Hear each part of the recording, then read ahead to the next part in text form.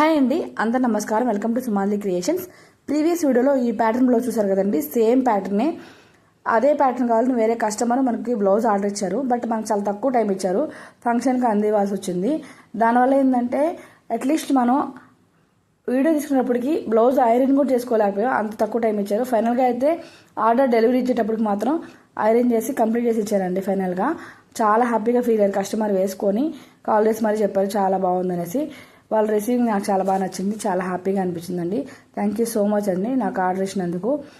అలాగే మన దగ్గర ఒక మంచి ఆఫర్ నడుస్తుందండి.